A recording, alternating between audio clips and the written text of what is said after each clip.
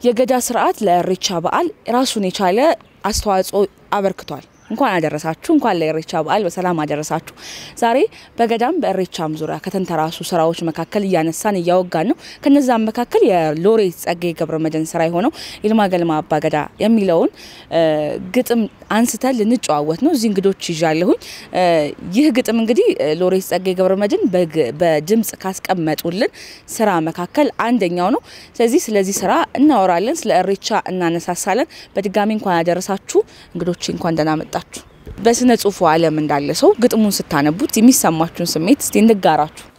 ከዝርው ያጻጻፍ ስልት ይልቅ እጅግ በጣም ዘልቦናሽን ሰብስበሽ በትኩረትና በጥልቀት እንዲሁም በአርምሞ ምታሰላስዩ ሐሳቦች ናቸውና ስለዚህ የጸጋዬም ደግሞ ብዙዎቻችን ስለ አባገዳ ስለ ኢሬቻ የምናውቃቸው ኮንሰፕቶች አሉ አይደል? ያንን ነገር በጥልቀት ወይም ደግሞ እሱ ሄዶ በጣም ትልቅ ዲፕ ሪሰርች ያደረገባቸው ሁኔታዎች እዚህ ጋር ላንቺ በተቀመመች እየሰማሽም የራስሽን ምናባዊ ስዕሎች እየከተልሽበት እንድትጓዥ የሚያደርግሽ በጣም ጥልቅ የሆነ ግጥም ነው። ግጥሞቹ ለየት የሚያደርገው አንደኛ የአፋን ኦሮሞ ጋር አቀናጅቶት ነው ሊጽፈው የሞከረው። ያንን ሰፊ ጊዜ ወስዶ ያደረሰበትን የጥናት ነገር አምጥቶ በግጥሙ ሊያቀርበው ይሞክራል። ከጸጋዬ በድምጽ ጭምር ከደረሱን ጥቂት ግጥሞች መካከል አንዱ ይሄ ነውና ለኔ ሌላ አይነት ስሜት ውስጥ ነው የሚከተኝ። ባልተለመደ መልኩ ለምሳሌ ጸጋዬ የአማርኛ ስነ ግጥም ውስጥ ካረጋው ነገር መካከል አንዱ የራሱን ቤት ፈጥሯል። ይሄኛው ግጥም ከዛኛው ለየት የሚያደርገው የአርኪ አስተዳደሩ ቤቱንም አይተሽ ከሆነ እዛው በሁለት በሶስት በሄበሉ የሚመስል አይነት ነገር አለውና ሲያነበውም ዜማው ራሱ የተለየ ነው። ይሄኛው ግጥም እሱ ሲያነበውም ከፍ ዝቅ እያለ በሚገርም አይነት ዜማ ነው ሲያነሳ ያለውና ምናልባት ለቋንቋው እንግዳ የሆኑ ሰዎች እንኳን በዜማው ተመስጠው የሚሰሙት አይነት ግጥም ነው።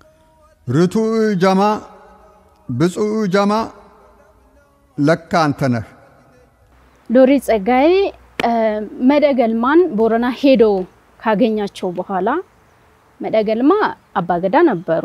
የመጀመሪያው የገዳን ትልቅነትን ያገኘበት ጸጋዬ መደገልማ ራሳቸውን ሳገኛቸው እስከዛሬ ካገኘኋቸው ተላላቅ ሰዎች በአንደበተ ርቱዕነታቸው ያስደነቁኝ ሰው ናቸው ይላል።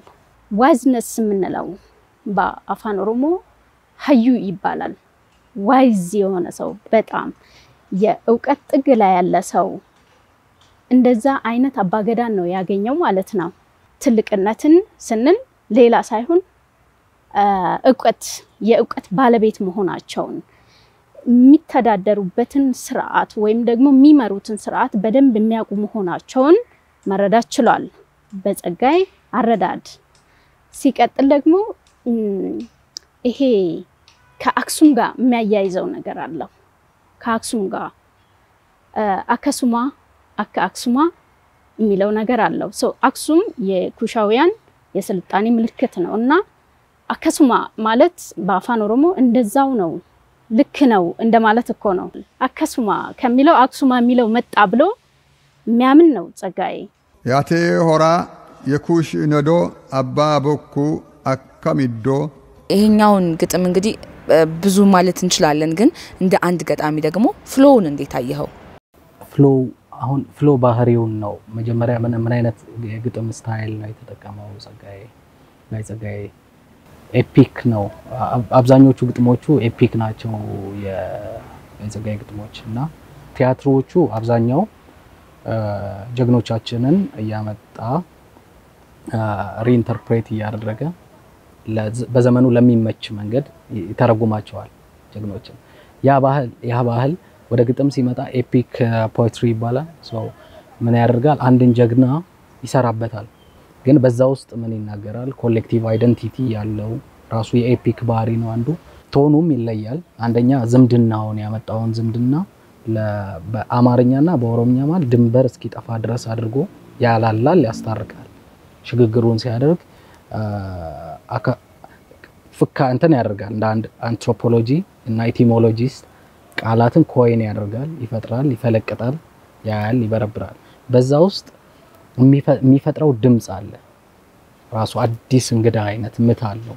ከግዕዝም ቤት ይመስላል ከዛ ከአፋን ኦሮሞ የቋንቋ ባህሪም ወጣ ጎላ የማለት ነገር ያዛመደ ነው የሚያመጣው እና ሪትሚካል ነው ፍሎውን ያሳብራል ያሳብርም ጆርኒ ስለሆነ የፍሎ ጉዳይ አይሳሳትም ኤፒክ ፖem አባ ወሮ አባ ወራ አባ ባሮ አባ በራ አፍሪካዊነቱን ያነሳል በገዳው ውስጥ ምንድነው ገዳ የሚለው ግጥም ሲጽፍ ስለመደገልማ ሲጽፍ ከመደገልማ ጋር ሲያወራው ሲነጋገር የነበረው ከሳቸው ያገኘው ይሄ የኦሮሞን ማህበረሰብ አፍሪካዊነት ጥንታዊነቱን ነው የሚያገኘው በመንድነው ያወቅነው ያንን ደግሞ ለምሳሌ የተለያዩ ቦታዎችን በአፋን ኦሮሞ ማይታወቁ ዛሬ ላይ ለምሳሌ ጅቡቲ ይልና ጀበዲሾ ይላል ሞቃዲሾ ይልና መቀዲሾ ይላል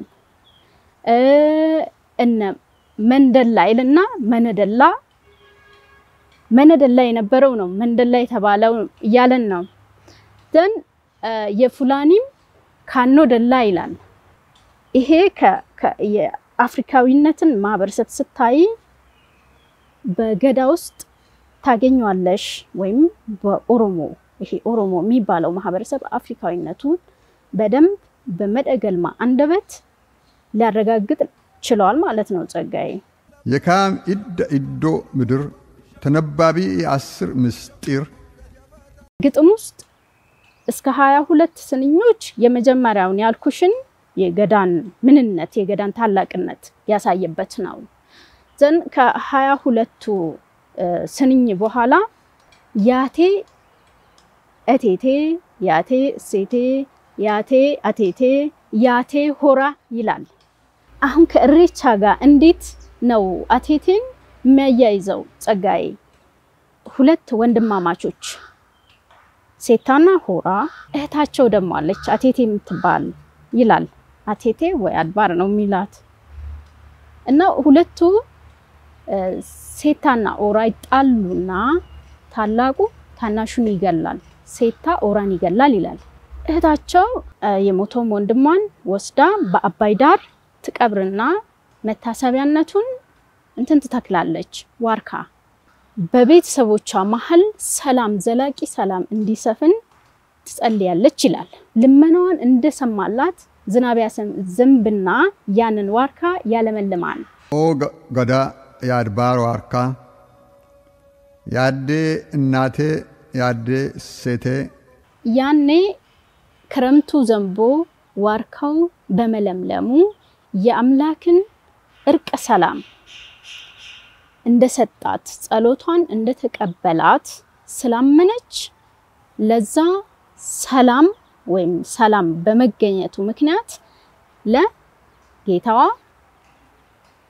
ምስጋናን ለማቅረብ ምን ያረጋሉ ወተው ተሰባስበው ወተው ኢዩካ ይያሉ በአባይ ወንዝ ዳርቻ ለአምላካቸው ምስጋናን ያቀርቡ ነበር ስለዚህ ኢሬቻም ከዛ መጣ ይላል የካም ኢዶ ምድር ተነባቢ 10 ምስጢር እንደው ስለ ኢሬቻ ትንሽ እንበል ቀኑም ወቅቱም ስለሆነ እንግዲህ ኢሬቻ በጸጋዬ ለጦቢያ በሰጠው አንድ ቃለ መጠይቅ ላይ ካነሳው ነገር መካከል ታሪካዊ ዳራውን ሲያነሳው ከዛሬ 12000 ዓመት በፊት አቴቴ ብሎ የሚያነሳው አሲስን አቴቴ ተብላም ትጠራለች አሲስና ስለዚህ ኢሬቻን በዛ የእርቅ በዓል አድርጋ ከዛ ጊዜ ጀምሮ መከበር እንደጀመረ ነው የሚያነሳው የኢሬቻ በዓል የመተሳሰብ በዓል ነው የተጣሉ ሰዎች የሚታረቁበት በዓል ነው እዳ ያለበት ሰው ጭምር ያዳ የሚሰረዝበት በዓል ነውና ይሄንን ያነሳል እዛ የቃለ መጠየቁ ላይ ግጥሞቹ ማከልም ያመጣቸዋል እነዚህ ነገሮች ማለት ነው የጸጋዬን ግጥም ስናነሳ በተለይ ይሄኛውን ግጥም ስናነሳ ቋንቋውን ከሚያቀው የማያቀው በድምጹ ሲሰማው ደስ ይያለው ነው የሚሰማው የኦሮሚኛ መሆን ራሱ ይስተዋል የሆነ ፓርት ላይ አብረም የሚል ሰው አለና እንደው ግጥሙንም ሲያነበው ቶኑ ከፍ የሚልበት አለ በኃይል የሚመጣበት አለ ብቻ እንደው ጥበባዊ ነው በጣም ቲያትራዊ ነው ደስ የሚል ስሜት አለውና እንደው ስትሰሙት የሚሰማችሁ ስሜት የተጋባባችሁ ስሜትም ካለ ወይም ደግሞ አነባበብ ስልቱ የራሱ ስልት አለው የጸጋዬ ብቻ ነው ብለን የምናነሳውም ካለ እንደው ስለ አነባበብ ስልት ውስጥ ይናንሳ ሚካኤል። ጸጋዬ ደግሞ በራሱ ድምጹ የተኳለ ነው በእውነቱ ለመናገር። ሁለተኛ ከራሱ ጋር የራሱን ስራዎች ሲያነብ ምን እንደምንለው መሰለሽ ያለ ባለቤቱ አይነ ድምሳቱ ይባላልና አንዳንዴ ግጥሞች ይጻፉና ተደራሲያኑ ጋር ሲደርሱ አንበባው ይሄ ነገር ቤት አይመታም እንዴ ምናምን ነገር ሊሉ ይችላሉ። የባለቤቱ ሲያነበው የሚረዳው አረዳድ ስላለው ማለት ነው። ለምሳሌ እዚህ ጋር ድምጽ ይሰብርብኛል ሊል ይችላል። ግን ያው ኮመን የሆኑ ዩዥዋል የሆኑ የሚያግባቡ ፖይንቶችም ደግሞ አሉ። ግን ባለቤቱ ራሱ ኦን የሚያደርገው ሰው ደግሞ ግጥምን ሲያነብ ከራሱ ስራ ጋር ይተዋወቃል። ስለሚተዋወቅ የቱ ጋር ድምጽ እንደሚሰብር የቱ ጋር ከፍ ያለ ቶን ማውጣት እንዳለበት የቱ ጋር ሎስት በሆነ ፔስ መቀጠል እንዳለበት ያውቃል። እና ጸጋዬም በድምጽ ካስቀረልን አይመርካቱ አለ ይሄ ግጥምም አለ እና በድምጽ ማስቀመጡ ከግጥሙ ጋር እኩል እንድንጓዝ ያደርገናል ብዬ ነው። አንዳንዴ ምን አስባለሁ ጋይ ጸጋዬ ባያነባቸው ኖሮ እንዴት ያለ ነገር ይኖር ነበር። ግጥሞቹን በዚህ ደረጃ የስሜት ዝምድና ይኖራናል አንድ በበነውኛ ሚል እንትን ይሰማኛል። ማለት አብረን ዝም እንበልን ጸጋዬን ባልሰማንበት ተቀርጾ ሌላ ሰው ብሎልን ቢሆን ይሄንን አይነት አብረን ዝም ማለት እንችላለን ወይ? በዛ ደረጃ እኛ ጋር ይደርሳል ወይ?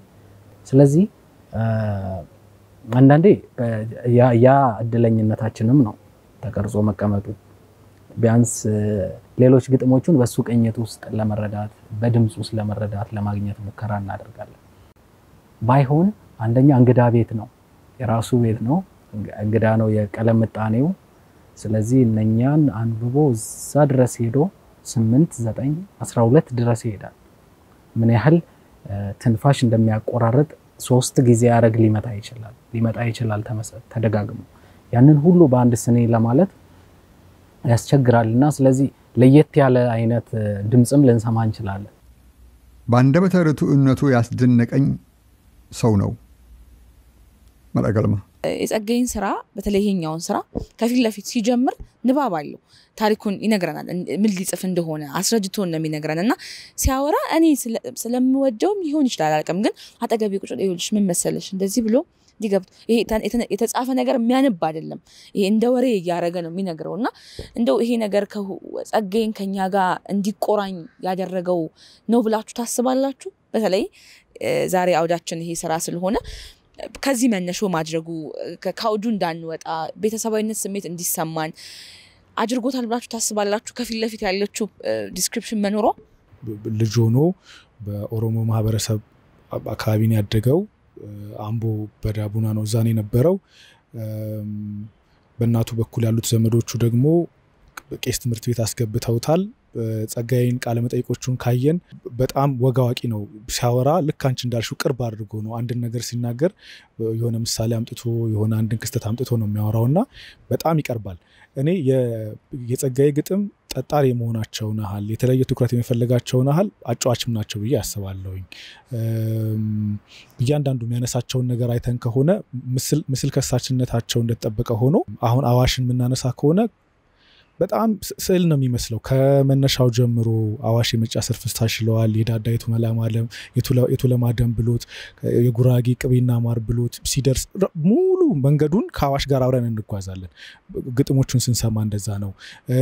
ይሄኛውን ደግሞ ቀደም ብሎ ያለውን ነገር መናገሩ ይሄኛውን ግጥም ቀደም ብለን ስናነሳው እንደነበረው ልዩ የሚያደርገው ምንድነው? እነዛ ያነሳቸው እሱ የአንትሮፖሎጂ ጥናቱን ተመርኩዞ የሰራው ነገር ስለሆነ ጥቂት ማብራሪያ ይፈልጋል እና ያንን ማንሳቱ ለግጥሙ የሚኖረንን እንግድነት በተወሰነ መልኩ ይቀንሰዋል ማለት ነው። ቀድመን የተወሰነ ነገር አውቀን ስለሆነ ግጥሙ ላይ የምንገባው እዛ ላይ የሚያነሳቸውን ነገሮች በቀላሉ መረዳት እንድንችል አድርጎናል። ጸጋዬ በዚህ ዘመን ላለነው ጄኔሬሽኖች በእውነት ነው የምልሽ ትልቅ ማስተማሪያ ነው ብዬ ነው የማምነው። ለምን በሉኝ ከዲስክሪፕሽኑ ያየሁት ነገር ሪሰርች ነው። ቤት ውስጥ ተቀምጠው ከምናብ ብቻ የተዋቀሩ አይደሉም እና በዚህ ዘመን ያሉ ገጣሚዎች ከጸጋዬ በታች ያለነው ጄኔሬሽኖች ግጥምን በሪሰርች ደረጃ እንዴት ነው ሰው መመረቂያ ጽሁፉን ሲጽፍ አክብሮት ያንን ነገር 3-4 ወር ፈሽቶ ምናምን ነው አይደል አንድ ፔፐር የሚያዘጋጀው አንድን ግጥም ከዚች ያለችን አንድን ግጥም ለመጻፍ ግጥምን ማክበር እንዳለብን ነው እኔ ምረዳው ከጸጋዬ ማለት ነው ሁለተኛ ምንድነው ግጥም ሲብራራ አልወድም ደስ የሚለው ጸጋዬም ግጥሙን አይደለም የሚያብራራው መግቢያውን ነው ያብራራል እና ያው በተፈጥሮ ምንድነው ዋጋ አዋቂዎች የሚባሉ አይነት ሰዎች አሉ አይደል ሀዘን ላይ ተቀምጠሽ እንኳን እኮ መተው ሲያወሩ ሀዘንሽን ሙሉ በሙሉ ረስተሽ እነሱን ያዳመጥሽ የምትተክጂ ማለት ሰዎች አሉ አይደል ጸጋዬም የዛ አይነት ባህሪ ያለው መልካም በጣም ነው ማመሰግነው ይሄንን ግጥም አብዝተን ብናነሳው ብዙ ማንጨርሳቸው ሐሳቦች አሉና ለዛሬ እዚህ ላይ ገታ እናድርግ የጸጋዬ ገብረመድህን ኢልማ ገልማ አባገዳ ሚለውን ለዛሬ አነሳን ተጫዋወትን አብራችሁን ስለሆናችሁ ጅጋር ገን እናመሰግነው በድጋሚ መልካም የኢሬቻ በዓል